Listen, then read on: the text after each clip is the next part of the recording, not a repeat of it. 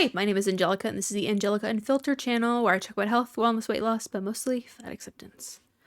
I just filmed one video. Let's see if I can film another without my husband coming in and asking what I want to do for dinner.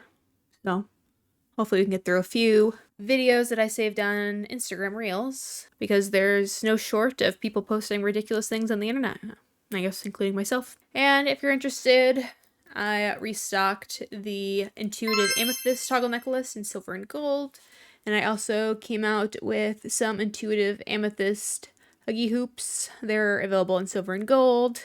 We are moving, so I want to try and get rid of as much inventory as I can, so you can use code MOVING to save 30% off. Oh, I also restocked the cosmic candy necklace too, in silver and gold. Alright, here's my collection of videos.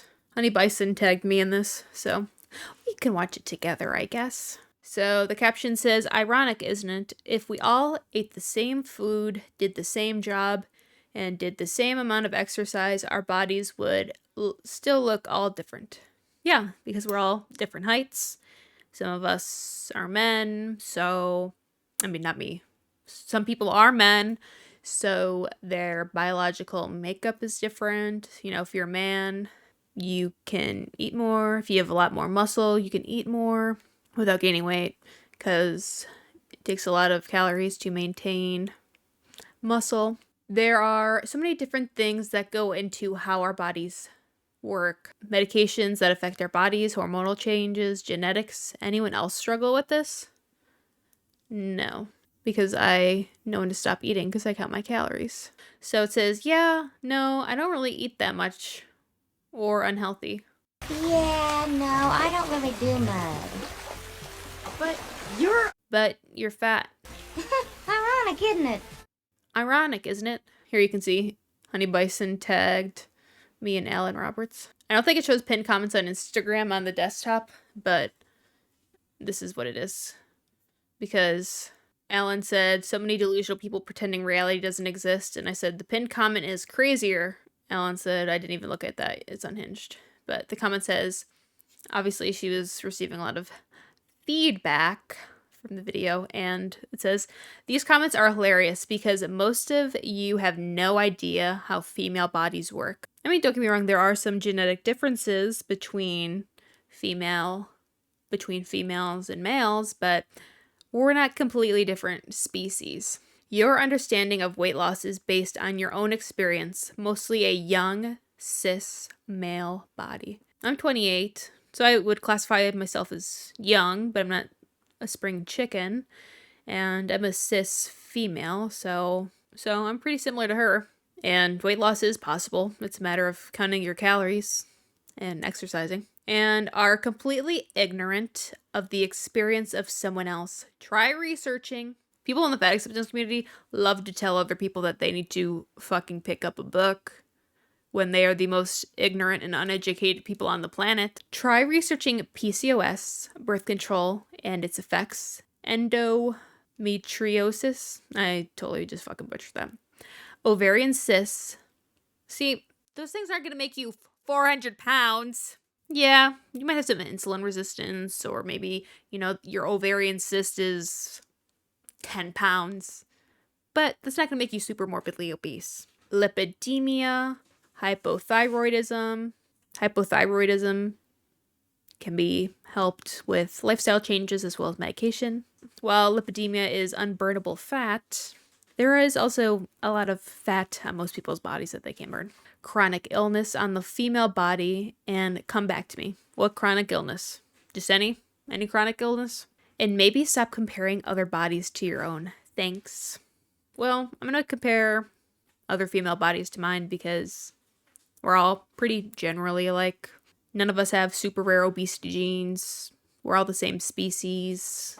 Our anatomy all works the same. Congrats, you're the first person in human history to defy the law of thermodynamics. If you claim that you don't eat that much and you don't eat unhealthily, then you're either lying to yourself or you don't understand nutrition. Because this is what I used to eat when I was in fat acceptance community, and I didn't really think it was that much. 2 grown men could not shake over the portions that I was eating.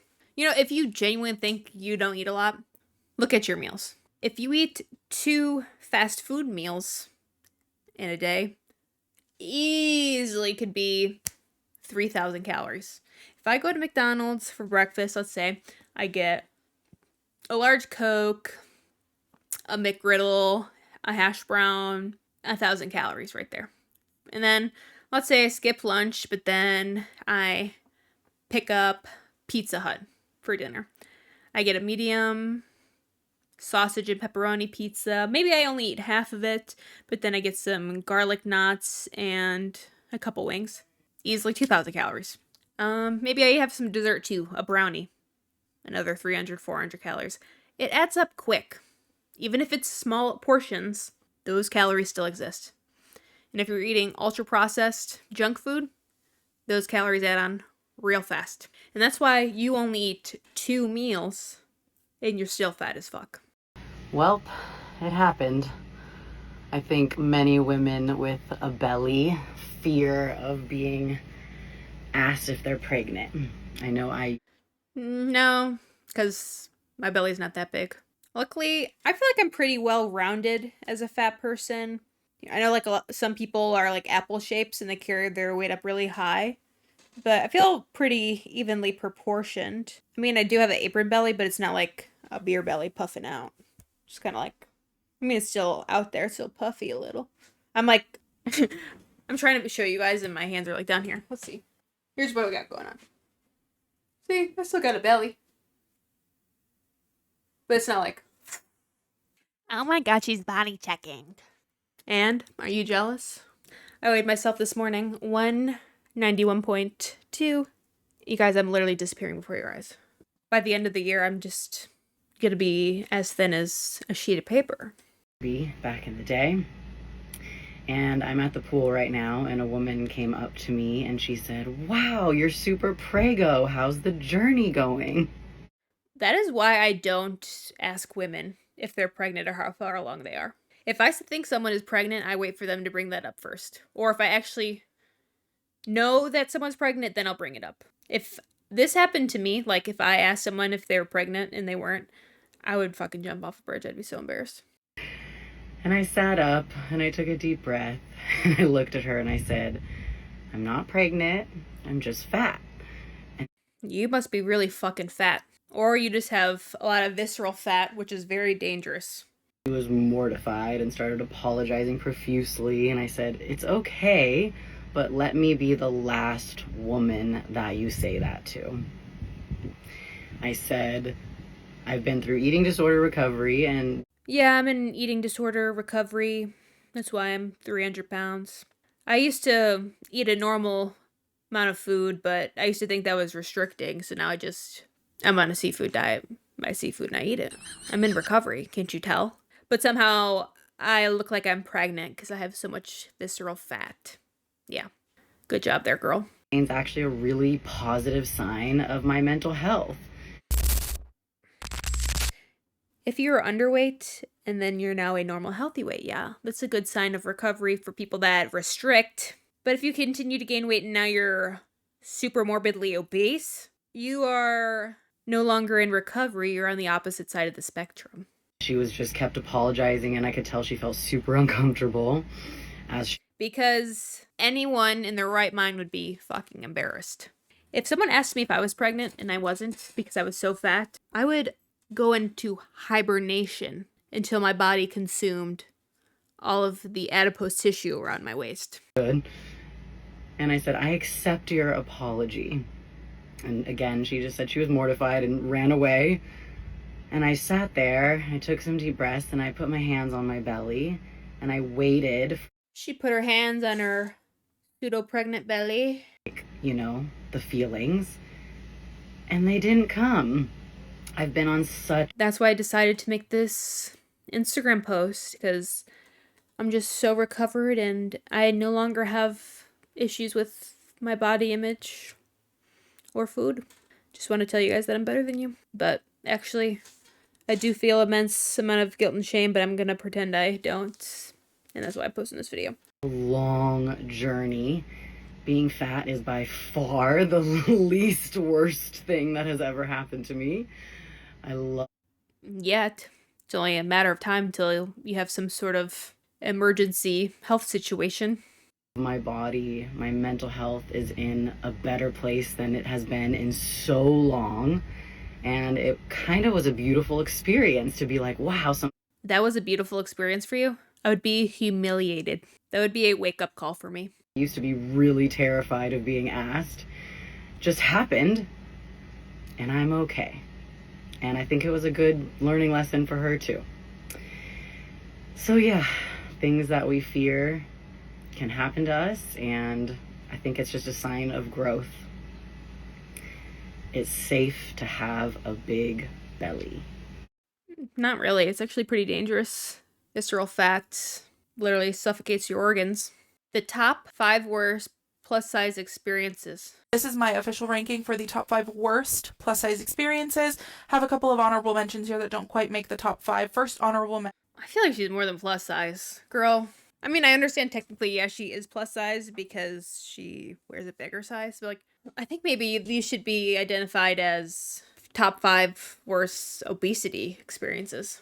I don't know, because, like, when I think about plus size, I'm like, okay, plus size model Ashley Graham, and she's, like, curvy in all the right places. And I don't feel like she's experienced these things. This is my official ranking for the top 5 worst plus-size experiences. Have a couple of honorable mentions here that don't quite make the top 5. First honorable mention, going to the doctor for a cold. The reason this doesn't quite make the list is because you could get lucky, but usually you're leaving with a referral to a nutritionist, a referral to weight loss medicine, and overall getting worse because of all the germs in the doctor's office. Well, if your doctor has a sense of integrity, if you're going to see your doctor for one thing, they can also simultaneously address other things. If you have the flu and you're also as wide as you are tall, I think it's appropriate for your doctor to address that, especially because obesity also compromises your immune system, which makes you more vulnerable to viruses. Second honorable mention is finishing your food at a restaurant. It feels like there is FBI level surveillance when you do this. This is why I say I feel like people in fat acceptance have paranoid schizophrenia. Because they think things like this. They think that people are surveillancing how much they eat. They think people are watching them. Newsflash, the world doesn't revolve around you. It doesn't.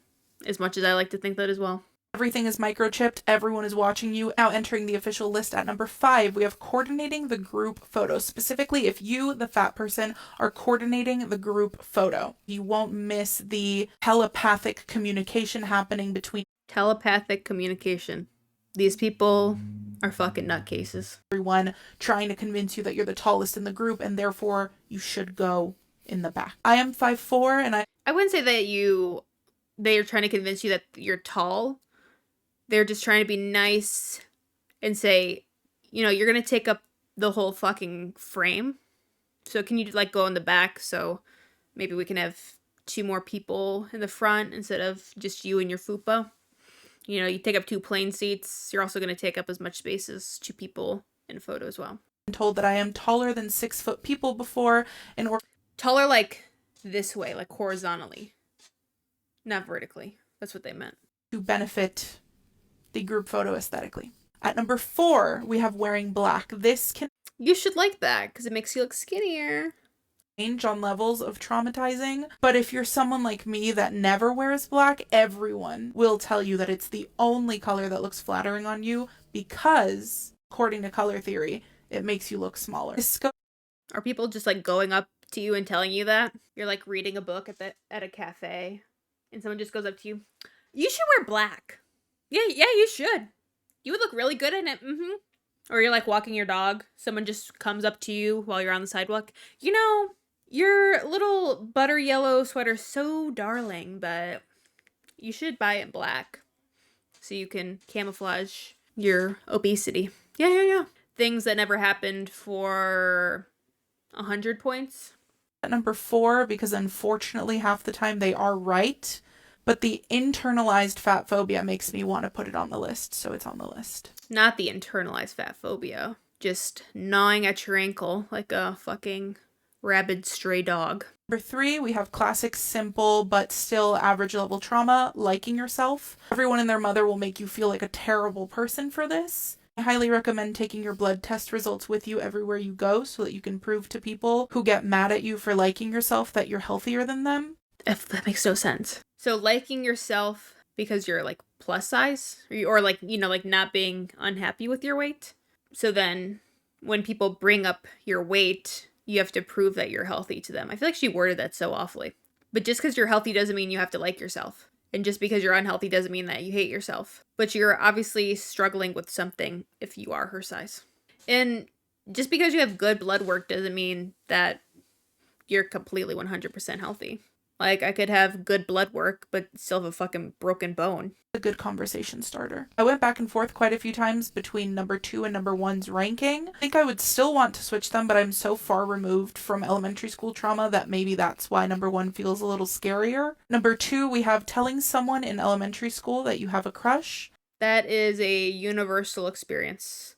Doesn't matter if you're normal weight or you're fat. Doesn't matter if you're a boy or a girl. Doesn't matter if you're white, Hispanic, Black, Asian. That's embarrassing. It's very vulnerable. And kids like to pick on vulnerable people that are discussing their love interests. Made global news every single time. It was unfathomable that a chubby child could like someone. It was the topic of every sleepover. I even got a prank call once to my home phone landlines. Remember those? My parents picked up. And the person on the other line wanted to confirm if I had a crush on this person. Then at number 1 here, we have sitting in a chair for the first time. The reason... If you have to ponder that, then that should be a wake-up call. It shouldn't just be on a list of the top 5 worst experiences of someone that's obese. I mean, I get it, like I was there, but now I don't have to worry about that because I've lost 80 pounds. I mean, don't get me wrong, I'm still obese. I have 11.2 pounds to lose until I'm just overweight, but shit. I mean, everyone's fat nowadays. 77% of Americans are overweight. Most furniture is built for fat people because we're all fat people. Well, most of us. Some of you guys that watch my videos have lost weight. And actually, there's a few of you guys that are underweight and are now a healthy weight. I'm happy for everyone that has gotten better or is trying to get better. Makes number 1 is because you think you're prepared every single time until you're 3 seconds away from the chair. And then every ounce of confidence you've ever had in your life leaves. As fat people, we have a lot of trauma, so let me know if I'm missing anything. Obviously, you have a lot of trauma. I could probably make 1,000 versions of these. I know that she's trying to be funny, but I think it's just sad. Okay, this is a Tyler, Creator song, so I'm going to pitch it, but the caption says, "The moment I realized confidence, self-acceptance, and truly valuing yourself are the keys to my dream life. Everything shifted for the better." Then on the video it says, "Girl, I promise you, you'll find a good guy once your brain isn't consumed by the need to be skinny."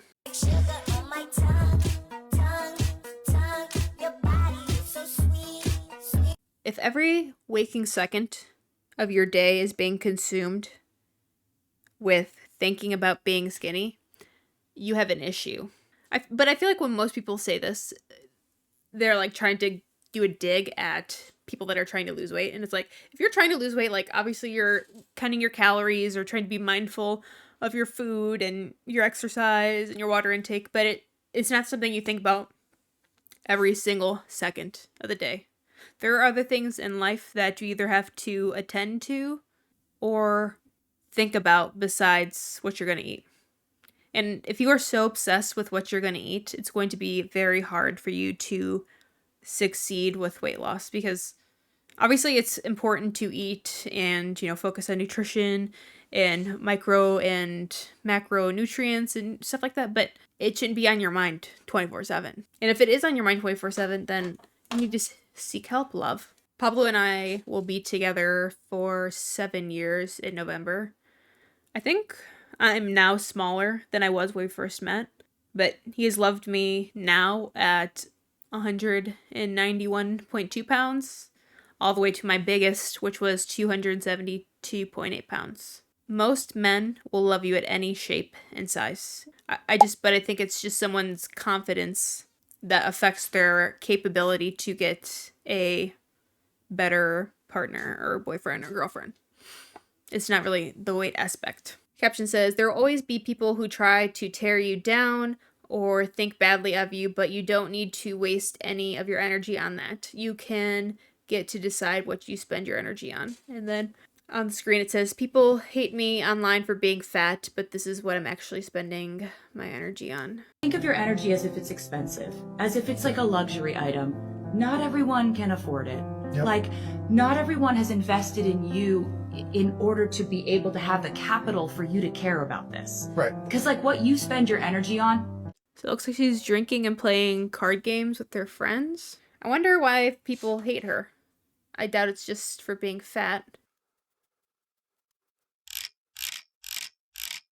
Okay, so she posts like some fat acceptance-ish stuff. The reason I continue to take up space, literally and metaphorically, on this platform is every single summer without fail, I have someone reach out and tell me that they bought their first swimsuit because of my posts or tried something new because I was doing it regardless of being in a plus-size body. Not having a plus-size body, being in a plus-size body. So here I am, still showing up because representation matters. Then on the screen it says, sharing my swimsuit body in hopes that more people who look like me feel more comfortable in a swimsuit.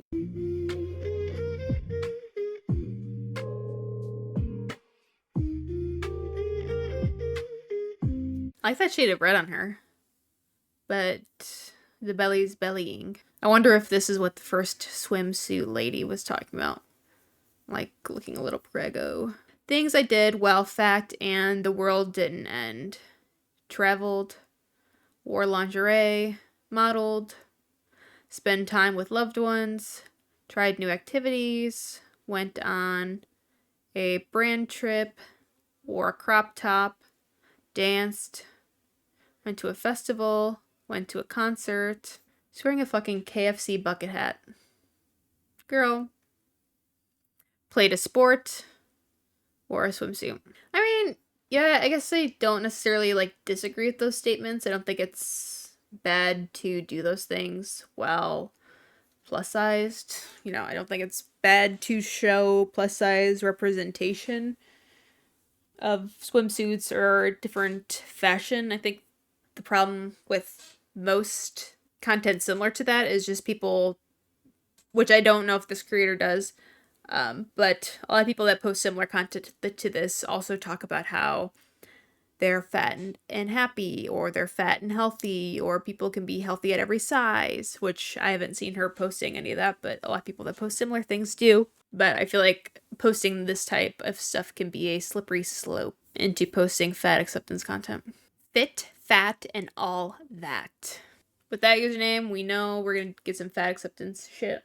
Body autonomy, 1000% support that. But every time I see another curvy baddie disappear into the skinny is back trend, I'm like, no, not you. Cry emoji, cry emoji. Like, are we even gonna have any thick baddies left on the planet by 2026?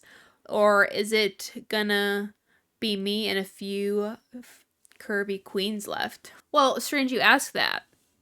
77% of the American population is overweight. 44% of them being obese. And actually, let me pull this up. I posted it on my community tab yesterday. Actually, I was reading this one article, and it says, more than 1 billion people now live with obesity, according to a study published earlier this year. That's about 1 in every 8 humans on the planet, and that's twice the number of those suffering from underweight, the other malnutrition. Another quote from that same article said, half of the world will be overweight or obese by 2035. There will still be plenty of plus-size baddies around. Don't you worry about that. Not everyone has enough determination to try and lose weight. You won't be alone there, girl. There'll still be people like you out there. Don't worry about it. And this is a R. Kelly song, so I'm going to have to change the pitch or something. On the screen it says, if I see one more of my favorite curvy plus-size creators wasting away before my eyes. And first of all, wasting away is not the same as losing weight. When you are fat, it takes fucking forever to lose weight. They're not gonna disappear in the blink of an eye. Most people that are trying to lose weight, that are obese, will not be a normal, healthy weight for a very long time. I've been trying to lose weight since last year. I feel like my weight loss this year has been kind of slow. But last year, when I started my weight loss, I was like 240 something. Now I'm 191. I'm still plus size. Actually, I might be considered normal size, or straight size. But I'm not disappearing anytime soon. I still got hips and boobs and lots of fat. I'ma go buy me a gun, and I'ma come back here and set this motherfucker off. Yeah, but bodily autonomy, right? Like, you can do whatever you want with your body. But let me make a joke about homicide, because I'm so envious of people using GLP-1s. You know, everyone can do whatever they want with their body, but best believe that everyone in the fat acceptance community is going to have an opinion about that. Oh, I like this caption. It feels like they were just pretending to be happy in their body until an easy fix came along. Yes, because that's what everyone in the fat acceptance body positivity sphere does. They all lie about their mental health. They all lie about what EDs they have. They all lie about their confidence when they're really suffering. How do I know? Because I was once there. If every obese person had a button, and if they got to push that button and they would be a healthy weight with healthy eating habits, with healthy exercising habits, and would drink enough water and would have good health outcomes, click, everyone in the whole fucking world would do that. No one in a sane mind, no one mentally well wants to be obese because it sucks. We all know. There's 4 million reasons why it sucks. And if people in the fat acceptance community say they wouldn't press this button, they're a fucking liar. They are liars. I bet she wants to be on a GLP-1. Bet $1,000 on it. But that's something that they won't admit. But I'll say it out loud because I say everything that is probably an inside thought for most people. Let me know what you thought about these random IG reels that I had saved. Let me know if you want to see more of them. I have 1 million of them saved, so I probably should go through them. But there's always like breaking news in the fat acceptance community or something viral going on that needs to be talked about in a timely manner. If you made it this far, then leave some rainbow emojis. And if you enjoyed this video, make sure to like this video. And if you enjoy me, consider subscribing. I would love to see you back here again. I hope you have a great day. Take care. Peace.